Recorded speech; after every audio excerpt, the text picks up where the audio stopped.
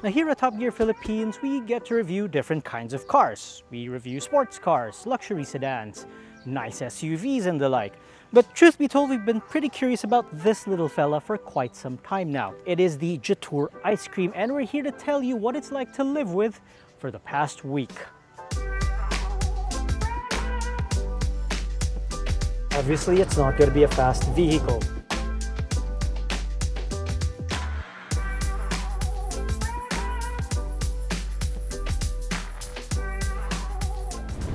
Okay, so you're probably wondering, of course, how the Jetour Ice Cream fares on the road. It's tiny, so it's probably, gonna be a pretty harrowing experience, given that everyone in the country would like an SUV, a crossover, or a pickup truck. But truth be told, it rides and drives like a regular car. Although a couple of things to note, as you can see, my arms are a little bit outstretched. That's because the steering wheel is fixed. It doesn't tilt, it doesn't telescope, and that's it. So all your adjustments are going to be done through the seat. Now, if you're a short person, you might find yourself with your legs jammed up against the accelerator, although your arms are going to be a little bit outstretched. Taller people probably won't have as much of a problem in this case. As for handling, well, it's interesting because it's such a tiny car. Obviously, it's not made for canyon carving or any of that. You have to be aware that the wheels are absolutely minuscule. They're tiny. They're like 155 or 165 section wheels. They're the size of a donut spare in your average family car. Grip, let's say, isn't abundant. So let's say you want to have a bit of fun with it. And yeah, you're just going to have to be a little bit more cautious when it comes to that. And out on the open road, well, it's fine. Okay, as you can see, I'm bouncing around a little bit here because, again, short wheelbase car, tiny tires. It's not exactly a combination for a smooth ride. But of course, you're not gonna buy a Jetour Ice Cream with a mindset of canyon carving or taking it to a track day. But if you do, well, props to you. Performance-wise, obviously, it's not gonna be a fast vehicle. It's only got about 27 horsepower, but you know what? It's got a light body, it's got enough go, it's got enough squirt thanks to the electric motor. Now, would I drive this on the daily? Well, if it's just pootling around town, getting to your office, which is nearby, getting to a palengke, getting to a grocery that's also in all within like a 20-kilometer radius, then I get it. I can put up with a lot of stuff in here. Sure, it's not the most comfortable. Sure, it doesn't have the most space at the back. But again, this is more a personal transportation device than, family car. Now it's just going to be a very quick tour inside the ice cream because it's not exactly what we'd call massive inside here. I can actually reach the back seats quite easily. Now obviously the interior trims here are all hard plastics because of course they try to keep the cost down just so it would be more affordable and within reach for everyone. Everyone wants low cost, easy to access electric mobility. So, everything's lightweight plastic and here scratchy plastic, but really you can't complain about that because again, it's meant to be a low cost vehicle. Heck, in China, this thing costs just about 300,000 pesos. Locally, we'll get to that a little bit later. Now, in terms of equipment, the first thing I noticed was the lack of a touchscreen. Doesn't even have a head unit. For that, you provide your own head unit. So what we have here is a smartphone and a good old USB-C cable. Now it does have a USB-A port down here, just one because there really isn't anywhere else to put extra USB ports. Now you plug it in just so you have extra charge. And yeah, that's your head unit. Now to connect it though, it doesn't actually send information to the car's radio system. Instead, you have to connect it to Bluetooth and it's going to channel tunes through two speakers mounted on the door. Yeah, but what if you just want to listen to the radio? Well, you're going to have to dig in through the car's menu screen. Now, everything's integrated here in the instrument cluster. Now, obviously, there's no armrest because there's nowhere else to fit it, but you do get loads of foot space. interestingly enough. There's even a rest pedal right down here. Now, anything else of interest in here? Well, your window switches are down here just to make the most out of the cabin width or whatever's available of it. And you have a dial for your gear selector. Now, interestingly, there's no park, so to park your ice cream, you have to put in a neutral and pull the handbrake. I'm genuinely curious though if you can push this car just by putting the handbrake down, but we're not going to try that right now because we don't want this thing rolling off into the sidewalk and into a hedge right in front of us.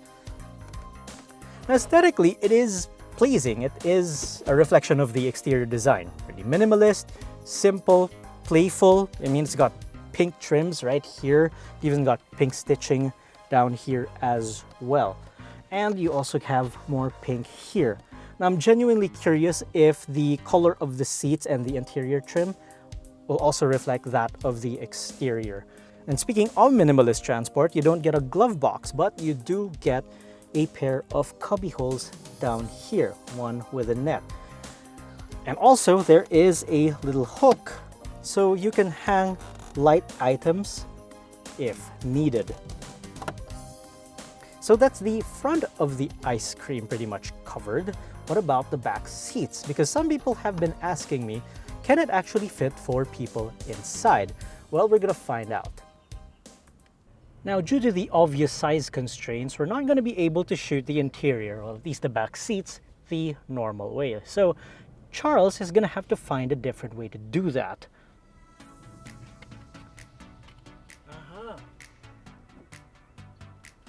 Let's try this, you want? Yeah, sure, let's go for it. It's the only one that fits. Sorry. Pinaliguan mo na eh. Para malinis na malinis. If, like us, you always need a smartphone with a good camera for shooting on the fly, then the Honor X9B might be perfect for you. Its 108 megapixel camera with 3x lossless zoom produces crisp images and high quality footage that's more than good enough for this YouTube video you're watching. The 6.78-inch display is also convenient for checking your shots. And in case the inevitable happens and your phone takes a tumble, the X9B will survive the fall thanks to its anti-drop protection. It's also dust and water resistant, making it perfect for outdoor adventures. Honor is a proud sponsor of this video, and if you're in the market for a bang-for-the-buck smartphone, you should check out the X9B and the other models Honor has to offer.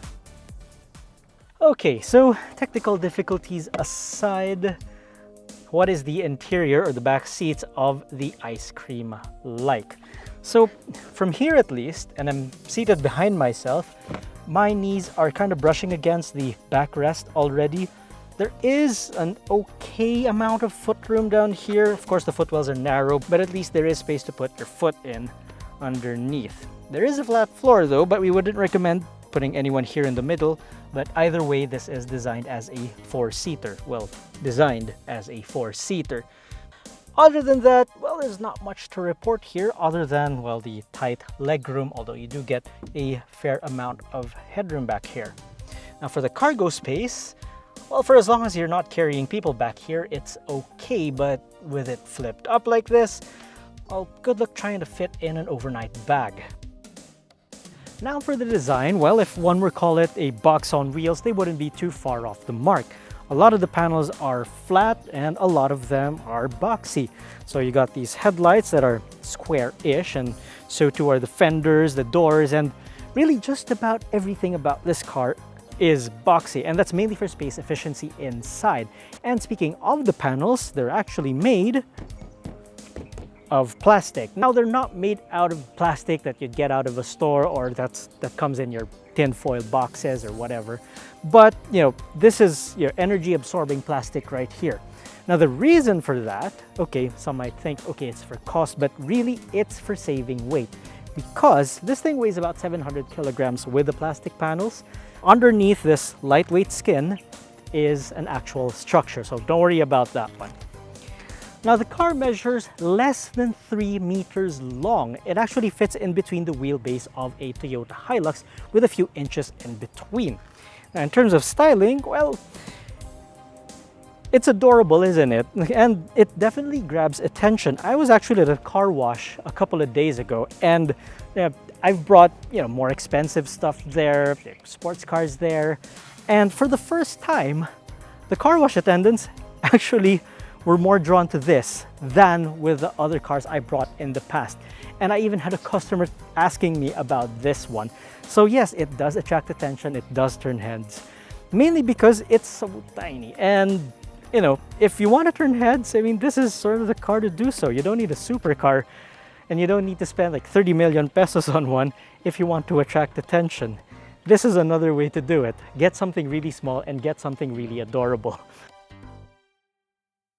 Now, this being an electric car, you're probably wondering how to charge it. Well, for every purchase of one of these, at least you get a charging kit. And inside, you get a charger. And yes, you can charge this at home, although, word of advice, do get a different kind of adapter, because yes, this is universal, this is a Type 2 adapter, but the end where you have to plug it into a wall is a little bit different. It's a 3-prong, but sort of in a different way. There's also another adapter in here, just in case.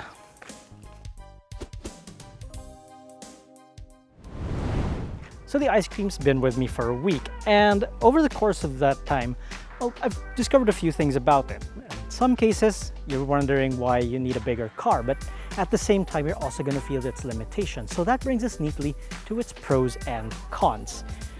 Now, for the pros, well, it's light, it's maneuverable, it's easy to drive around town. You can stick it anywhere. You don't have any problems when it comes to parking. And when it comes to space at the front, at least, you have absolutely no problems. There's actually pretty smart storage solutions in there. Now, styling is another plus if you want to get attention, and at the same time, its styling is, well, very utilitarian. You can feel that it is very purposeful in its intent. Now, for the cons, we're going to start off with the obvious one. So, space for 4 is at a premium. Really, it's a 2-seater at best with 2 emergency jump seats at the back. Then there's the battery range. So the best you can get out of this, at least according to Jetour, is 170 kilometers. And that doesn't sound like a lot, but it's a small car, it's got a small battery, so it's not going to be that great. Now, another con, well, I'm not too sure about the price, because again, in China, this costs about 300,000 pesos, but here, it's more than double that. It's 699,000 pesos.